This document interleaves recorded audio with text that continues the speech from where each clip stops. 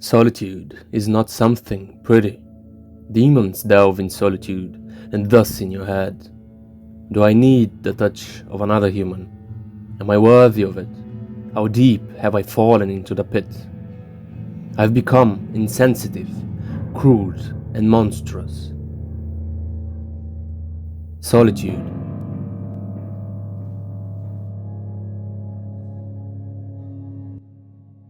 Guts had a difficult time trusting anyone, really. He was so often taken advantage of that he learned to be self-sufficient, strong, and able in solitary existence. Well, isn't it interesting that such a man still decided to hang around mercenaries and killers? Humanity still had immense value to him, if even after all cruelty that happened in his childhood, Guts makes the choice to be shoulder to shoulder and eye to another person. Yes, he despises any further contact outside of the battlefield, that is true. Outside of it, he was alone. Guts had his peace. When you don't rely on anyone else, your senses must either sharpen or you die in the chaos of life. Guts was taught by ruthless mercenaries what life was: death and blood. The only worldly peace that would provide solace in his solitude was his sword, a trustworthy companion.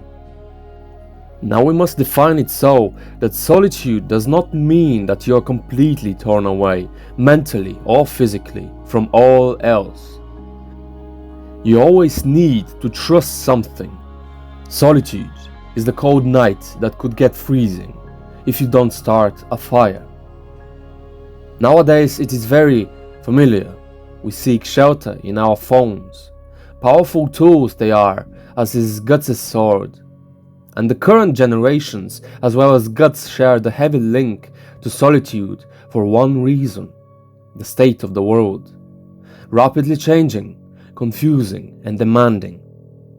Is it human, all too human, to feel now or later the frost of solitude? Yes. And it speaks to the abyss inside of us, so much so that at some point we could start to like it. To be in solitude is to be stranded on an island, left on your own accord. The circumstances bleed your sociability and politeness, but feed individualism and self-servitude.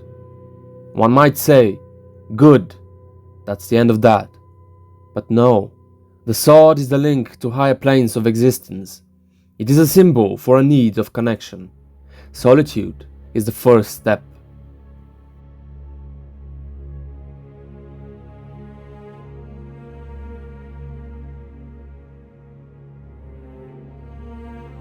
As well as with any human being, demons follow our psyches day and night until we can't feel anymore. It is not our task to exterminate them all with force and anger. Guts intimately knew the part of him which wanted pure revenge, a very crucial part that helped him understand a deep delving issue in him. He often felt it behind him, on his shoulders and back. The monster lives in him and has grown substantially because of the nature that the host probably provides. Guts can't rid of the haunting monsters he has to fend off, and neither can any human on planet Earth. The Danish philosopher Søren Kierkegaard died at the age of 30 because of sickness. His last work, Sickness unto Death, interprets despair to be a misalignment with your true self, and that also comes with solitude. Because in death we find ourselves stranded in solitude, and that offers a heavy hand in despair. In such a deep psychological state, those that have a misrelation to their own identity and purpose will find nothing but a pit to die in. Kierkegaard, a Christian of the 19th century, saw there to be a necessity for faith in the eternal or God. The world of Berserk puts its faith in the gruesome and ugly to justify itself. So in turn, they create an abomination of misfortune to act as God. Basically, Berserk's god is a human one, though distorted by eternal health and power. In such a world where humans can become those that they see as godly, it only leads to the consequences that human character can conjure. An imperfect being and sinful one can create further misfortune for whatever reason. Without that connection to the eternal in a trustworthy and proper way, characters are forced to remain in solitude, which is absolutely the case for Guts. Where demons haunt him and his damned mark burns on his neck, he finds coldness and fear in death. Kierkegaard could at the very least rely on God's will during his death at 30. Guts in the last chapter is 24.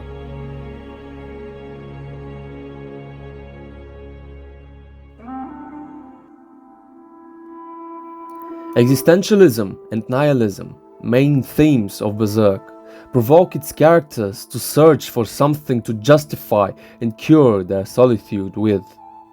Guts as a main character offers a mirror into the psychological landscape of such a tortured being.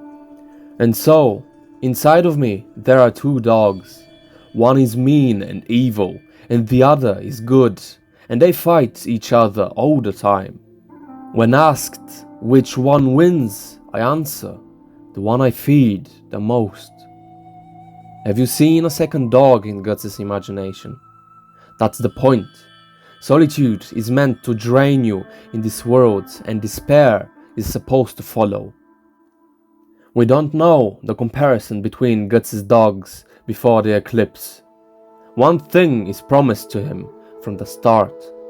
You have enough time alone, because neither God nor humans are meant to interfere in your head.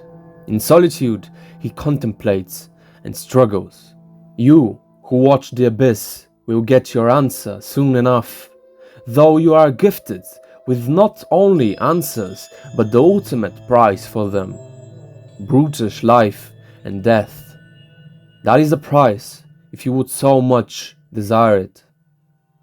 And if darkness were to consume you, you would roam earth as in life, thus in death in the form of a skull knight. No peace shall be upon you but that of quiet solitude.